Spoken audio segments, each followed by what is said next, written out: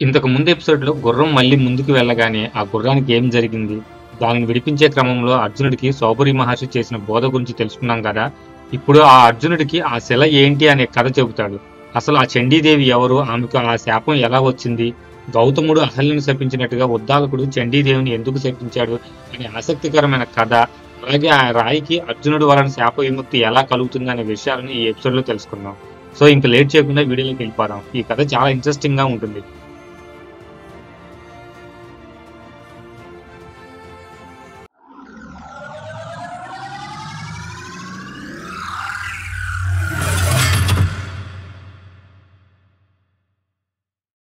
పూర్వం త్రేతాయుగం ప్రాంతంలో ఉద్దాలకుడు అనే మహర్షి ఒకడు ఉండేవాడు.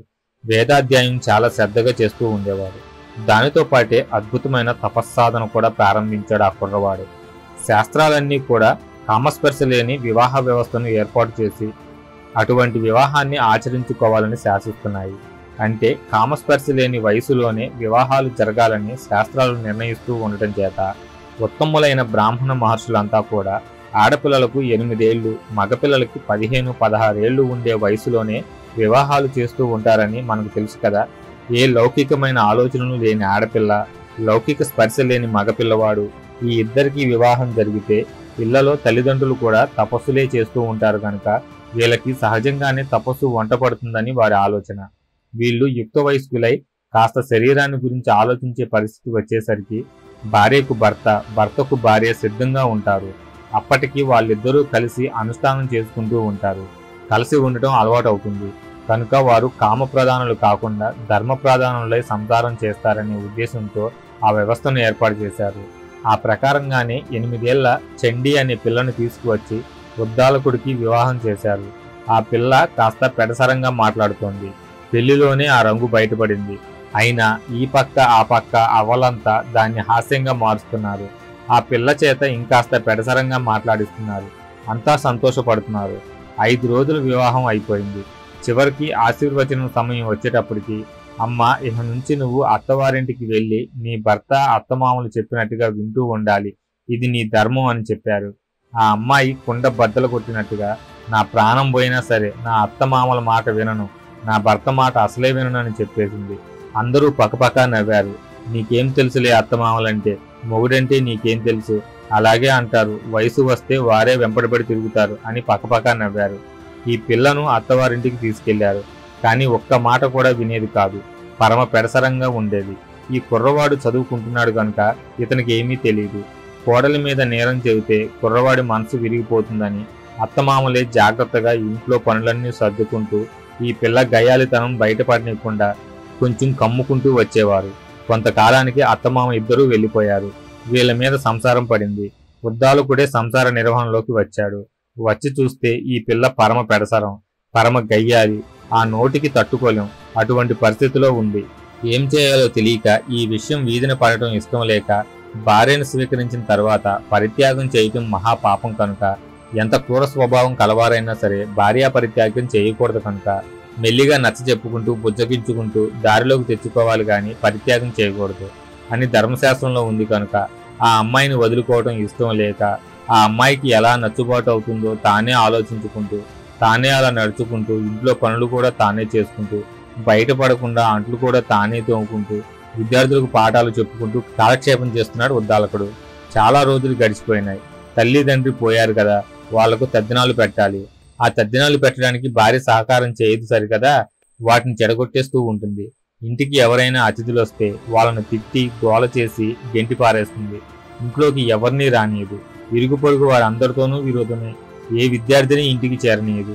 ఇటువంటి పరిస్థితిలో ఉండగా భర్తకు దిగులు పట్టుకొని మనిషి చిక్కిపోవటం ప్రారంభించాడు. ఒక రోజున ఒక క్షేత్రంలో అతనికి కౌండిన్య మహర్షి తటస్థపడ్డాడు.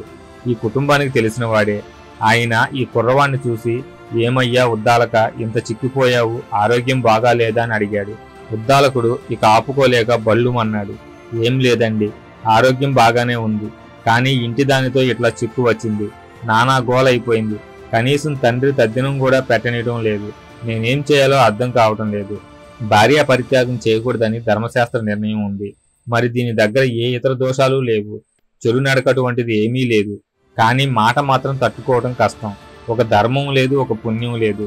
వ్రతం లేదు, నోము లేదు, అతిథి లేదు, ఇరుగు పొరుగు లేరు, మంచి మాట లేదు, ఎట్లాగండి తట్టుకోవటం అని బోర్న ఏడుస్తూ తన గోడు చెప్పుకున్నాడు ఉద్దాలకుడు. కౌండిన్య మహర్షి ఆలోచించాడు, వివరాలు అడిగాడు. ఏది చెబితే అది కాదంటుంది, ఎవరేం చెప్పినా ఎడ్డం అంటే తెడ్డం అంటుంది, అది లక్షణం అని చెప్పాడు ఉద్దాలకుడు. విని అయితే నేను ఒక ఉపాయం చెబుతానయ్యా, ఆవిడతో పోట్లాడవద్దు, నీకేది కావాలో దానికి వ్యతిరేకంగా ఆమెకు చెప్పు, దాన్ని ఖచ్చితంగా వ్యతిరేకిస్తుంది, కానీ నీకు కావలసినట్లు చేస్తుంది. అలా ఉపాయంగా గడుపుకో. దానికి నీవు కొంచెం ఉపాయం నేర్చుకోవాలి. అబద్ధం చెబుతున్నాను అనుకోకూడదు. ఇలాంటి విషయాలలో అబద్ధం చెబితే పాపం రాదు. ఆడవాళ్ల విషయంలో వాళ్ళు మూర్ఖులుగా ఉన్నప్పుడు కుటుంబ నిర్వహణ చేసుకునేందుకు గాను, అందులోనూ ధర్మ సాధన చేసేందుకు గాను అబద్ధం చెప్పవచ్చు, తప్పు లేదయ్యా అని బోధించాడు కౌండిన్యుడు. ఉద్దాలకుడు భయపడ్డాడు. కౌండిన్యుడు ధైర్యం చెప్పి, మీ నాన్నగారి తద్దినం వారం రోజుల్లో వస్తున్నట్టుంది కదా అన్నాడు. అవునండి, అందుకే నేను బాధపడుతున్నాను అని అన్నాడు ఉద్దాలకుడు. ఏమీ లేదు, సరాసరి ఇంటికి వెళ్ళిపో. తద్దినం నాటికి మీ ఇంటికి నేను వస్తాను. ఈ లోపల నువ్వేం చేస్తావంటే, ఈ సంవత్సరం మా నాయనకు తద్దినం పెట్టను, మా నాయన నాకు ఆస్తి ఇచ్చాడా, ఆయనకు నేను ఎందుకు తద్దినం పెట్టాలి అని గోల చెయ్యి. నువ్వు తద్దినం వద్దంటే ఆవిడ తద్దినం పెట్టాల్సిందే అంటుంది. తద్దినం పెట్టేటట్టయితే నేను మంచి బ్రాహ్మణులకు పెట్టను, అంతా చెడిపోయిన వారిని, తాగేవారిని, మాంసాలు తినేవారిని పిలుస్తాను తప్పితే మంచి వాళ్ళను పిలవను. నువ్వు అలా అంటే మంచి వాళ్ళని పిలవమంటుంది. అలా ప్రతిదానికి వ్యతిరేకంగా మాట్లాడుతూరా, ఆ విధంగా నిర్వహణ చేసుకుంటూరా. ఆ రోజుకి నేనే మీ ఇంటికి వస్తాను. ఆ రోజు ఆవిడే బ్రతిమాలుతుంది భోక్తగా కూర్చోమని. ఆవిడ బ్రతిమాలిన తరువాత కూర్చుంటాను. ఆ తద్దినం పూర్తి చేస్తాను, నీకేం భయం లేదు అని ధైర్యం చెప్పి పంపించాడు కౌండిన్యుడు. సరే, ఇంటికి వచ్చాడు ఉద్దాలక మహర్షి. కొత్త ప్రణాళిక వేశాడు. ముసుగు తని పడుకున్నాడు. సూర్యోదయమైంది. మామూలుగా అయితే తెల్లవారుజామునే లేచేవాడు. ప్రతి మానవుడు తెల్లవారుజామున బ్రహ్మీ ముహూర్తంలో సూర్యోదయానికి గంటన్నర ముందుగానే లేచి తీరాలి. ఇది ధర్మ నిర్ణయం. ధర్మ నిర్ణయం అంటే ఎవరో మహర్షులు చేసింది కాదు, ప్రకృతి చేసిన నిర్ణయం. ప్రపంచంలో ఒక్క మానవుడు తప్పితే ప్రతి జీవి కూడా ఉదయం 4:30కి నిద్రలేస్తుంది. పశువుల్ని చూడండి, పక్షులను చూడండి, అవి అట్లాగే నిద్రలేస్తాయి. ప్రకృతి సిద్ధమైన విషయం అది. దీనికి సంబంధించిన వీడియో ఒకటి మన ఛానల్లో ఉంది, తప్పకుండా చూడండి. లింక్ని డిస్క్రిప్షన్లో ఇస్తున్నాను. సో ఉద్దాలకుడు రోజు తెల్లవారుజామునే లేచేవాడు. ఆ రోజు మాత్రం లేవకుండా పడుకున్నాడు. మామూలుగా పరిస్థితి ఏమిటి? ఈయన తెల్లవారుజామునే లేస్తాడు, ఆవిడ లేవదు, వాకిట్లో ముగ్గు పెట్టదు, గొడ్డు గోద సంగతి చూడదు, ఇల్లు బాగు చేయదు, అంతా గందరగోళంగా ఉంటుంది. ఓ 2 రోజుల పాటు ఈయన సూర్యోదయమైన నిద్ర లేవకుండా పడుకున్నాడు. ఆవిడకు కోపం వచ్చింది. నువ్వు అట్లా పడుకుంటే వీలు లేదందు. నేను పడుకుంటాను, నా ఇష్టం వచ్చినప్పుడు లేస్తా, నన్ను లేపడానికి వీలు లేదు అన్నాడు ఆయన. లేవాల్సిందే అంది ఆవిడ. ఇక ఆవిడ పని కట్టుకుని ఈయన కన్నా అరగంట ముందే లేచి ఆయన్ను లేపి ప్రాణం తీసి స్నానం చేసేదాకా ఊరుకోలేదు. సరే, తద్దినం దగ్గరకు వచ్చేస్తుంది. ఒకనాడు వాళ్ళు వీళ్ళు వచ్చి తద్దినం గిద్దినం అంటున్నారు. ఆ తద్దినాలు నేను పెట్టను, మా నాన్న నాకేమి ఆస్తి ఇచ్చాడు అని ఈయన మొదలుపెట్టాడు. అక్కడి నుంచి ఆవిడ ఎదురు తిరిగి, ఏం పిచ్చి మాటలు మాట్లాడుతున్నావు, ఇదివరకు చేస్తున్న వాడివి కాదా, ఇలాంటి మాటలైనా మాట్లాడాల్సింది, తద్దినం పెట్టాల్సిందే అంది. చెప్పాడు కదా ఆ కౌండిన్య మహర్షి, ఆ ప్రకారంగానే నేను మంచి బ్రాహ్మణులకు పిలవను అన్నాడు. మంచి బ్రాహ్మణులు పిలవలసిందే అంది ఆవిడ. అని అక్కడి నుంచి చర్చ మొదలైంది. నాకు వశిష్ఠ మహర్షి లాంటి బ్రాహ్మణులు వస్తే తద్దినం పెడతాను అన్నాడు భర్త. ఆవిడ సమాధానం చెప్పసాగింది. వశిష్ఠ మహర్షి ఎక్కడ దొరుకుతాడయ్యా నీకు? అదేమిటయ్యా, కృతయుగం నాటి వశిష్ఠ మహర్షి ఈ యుగంలో దొరుకుతాడా? ఎలా దొరుకుతాడు? ఏ యుగానికి ఏ బ్రాహ్మణులు ఉంటారో, వాళ్ళకి ఎటువంటి శక్తి ఉంటుందో దాన్ని చూసుకుని నీవు నీ యుగాన్ని బట్టి ఎంచుకోవాలి. వశిష్ఠ మహర్షిలాగా నువ్వు ఉన్నావా? నువ్వు పిలిచే బ్రాహ్మణుడు అట్లా ఉండటానికి, కనుక అట్లా అనడానికి వీలు లేదు. అట్లా బ్రాహ్మణ నింద చేయకూడదయ్యా. చుట్టుపక్కల ఉన్న వాళ్ళలో ఉత్తములు ఎవరైతే ఉన్నారో వాళ్ళను తీసుకొని సత్కర్మలు చేసుకోవాలి తప్పితే వశిష్ఠుడు లేడు, వామదేవుడు లేడు అని మనం కర్మలను మానుకోకూడదు అని ఈవిడే పరిష్కారం చేసి చెప్పింది. దానికైనా అసలు ఇదంతా ఎందుకు? నేను దేవతా పూజలు బాగా చేస్తున్నాను కదా, అనుష్ఠానాలు చేసుకుంటున్నాను కదా, దేవతల అనుగ్రహం చాలు కదా, ఈ పితృదేవతల అనుగ్రహం నాకెందుకు, నాకు అక్కర్లేదు పో అన్నాడు. దానికి ఆవిడే సమాధానం చెబుతోంది, నీలాంటి వాడు అలా మాట్లాడటం తప్పు. పితృకార్యం రోజున పితృదేవతలకు ఉన్నంత బలం ఏ దేవతకు ఉండదయ్యా, వరప్రాప్తమైన మహిమాది అంటూ చండిక భర్తకు శ్రాద్ధ మహత్యాన్ని వివరించడం ప్రారంభించింది. ఇలా ఈ విషయాలన్నీ భర్తకు చెప్పి చివరికి చండిక ఇలా అంటుంది, మీరు ఇట్లాంటి పిచ్చి మాటలు మాట్లాడటానికి వీలు లేదు. మీరు ఎన్ని రకాల దేవతార్చనలు చేసినా సరే, ఎన్ని రకాల యోగాలు చేసినా సరే, ఎన్ని రకాల ఉపాసనలు చేసినా సరే, తద్దినం మట్టుకు మానటానికి వీలు లేదు అంది. అరే, ఈ పిల్ల అసాధ్యురాల్లా ఉందే, మూర్ఖులు అనుకున్నాను, ఏమీ తెలియదు అనుకున్నాను, కానీ శాస్త్ర విషయాలు మాట్లాడేస్తుంది, ఎంత శాస్త్రసిద్ధంగా మాట్లాడేస్తుంది అని లోపల సంతోషపడుతున్నాడు భర్త. పైకి మాత్రం మళ్ళీ పేచీ పెడుతూ, సరే అయితే నువ్వు మరీ పట్టుపడుతున్నావు కనుక ఎట్లో అట్లా పెడతాను గాని అంత శ్రద్ధగా పెట్టను, దీన్ని ఎలాగోలా నెట్టేస్తాను అన్నాడు. అలా కాదండి, నడపడం కాదు, మీరు వెళ్ళి బియ్యం దగ్గర నుండి అన్ని కొత్త వస్తువులు కొనుక్కురావాల్సిందే అని అంది. నేను కొనుక్కురాను, ఇంట్లో ఉన్నాయి కదా, వాడితో నడిపోయి అన్నాడు భర్త. అలా కాదు, పితృదేవతలకి శ్రద్ధ ప్రధానం, వాళ్లకు కొంచెం కోపం ఎక్కువ, అనుగ్రహం అంతకంటే ఎక్కువ. మనం వాళ్ళ పట్ల అతి శ్రద్ధగా ఉండాలి. మనం తినగా మిగిలిపోయిన పదార్థాలు వాళ్ళకు పెట్టకూడదు. అందువల్ల శ్రాద్ధం కోసం ప్రత్యేకంగా సంబారాలు తెచ్చుకోవాలి. బియ్యం, పప్పు, ఉప్పు అన్నీ కూడా ఆ రోజు కొనుక్కొని తెచ్చుకోవాలి, లేదా చెట్ల నుంచి కోసి తెచ్చుకోవాలి. అంతేగాని మనం వాడుకోగా డబ్బాల్లో మిగిలిపోయినవి మనం వాడుకోకూడదు అని మళ్ళీ ఆవిడ ప్రారంభించింది. అదే ఎందుకు పనికిరాదు అన్నాడు భర్త. శ్రద్ధా విశేషమయ్యా, వాళ్ళ ప్రసాదం మనం తినే పరిస్థితిలో ఉండాలి, కానీ మనం తిన్న ప్రసాదం వారు తినే పరిస్థితిలో ఉండకూడదు. దేవతలైతే అటు ఇటు అయినా సర్దుకుంటారు, పితృదేవతలు అలా సర్దుకోరు, కనుక నువ్వు అట్లా చేయటానికి వీలు లేదు, అన్నీ తీసుకురావాల్సిందే అని పట్టుబట్టింది భార్య. అయితే నాకు గుత్తి వంకాయ కూర కావాలి, రేపు కందిపప్పు కావాలి, ముద్దపప్పు అని తనకేం కావాలో పట్టి చెప్పడం ప్రారంభించాడు భర్త. ఆవిడ ఇంత ఎత్తున లేచింది. చీచి, ఏమనుకుంటున్నావు నువ్వు? వంకాయలు మామూలుగానే ముట్టుకోకూడదు, అది తామస జాతికి చెందినది, అసత్య జాతి అది. తద్దినం రోజున వంకాయలు పెడతావా? నేను చచ్చినా పెట్టను అంది. పోనీ కందిపప్పు తెస్తా, ముద్దపప్పు చెయ్యి అన్నాడు భర్త. కందిపప్పు అసలు పెట్టకూడదు, పెసరపప్పు చేయాల్సిందే అని చెప్పి ఏ పదార్థాలు పనికి వస్తాయో ఏ పదార్థాలు పనికిరావో ఆవిడే ఒక పట్టి వేసి ఇచ్చింది. కనుక ఆ చండిక ఈ విషయాలన్నీ చెప్పి, నేను పిచ్చి పిచ్చివి చేయను, నేను ఒక పట్టి ఇస్తాను, పట్టి ప్రకారం నువ్వు పదార్థాలు తీసుకువస్తే అవే చేస్తాను తప్పితే నువ్వు వేపుడు కూరలు చెయ్యి, ఆ పచ్చళ్ళు చెయ్యి, ఈ పచ్చళ్ళు చెయ్యి అంటే నేను చేయను, నేను శాస్త్రంలో ఏమి చెప్పారో అవే చేస్తాను అని పెద్దగా గొంతు వేసుకుని అరిచింది.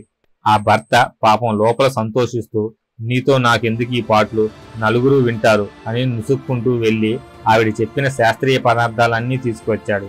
ఇక భోక్తలకు చెప్పాలి, నేను చెప్పను పో అన్నాడు భర్త. ఆవిడ అంది, కిందటి రోజున భోక్తలకు చెప్పనే చెప్పకూడదు, ఏ రోజుకి ఆ రోజు ఉదయం వెళ్ళి భోక్తలను ప్రార్థించాలి అని శాస్త్ర నియమం. రేపు పొద్దున్నే ఎవరో ఒకరిని మంచి వాళ్ళని నేనే చూస్తాలే అని అంది. సరే, నీ ఇష్టం, ఎవరిని పిలుచుకుంటావో పిలుచుకో అన్నాడు భర్త. ఆ మర్నాడు శ్రాద్ధ దినం వచ్చింది. కౌండిన్య మహర్షి తెల్లవారేసరికల్లా వాకిట్లోకి వచ్చాడు. ఏమండి, ఈ పూట మీ ఇంట్లో ఉంటాను అన్నాడు.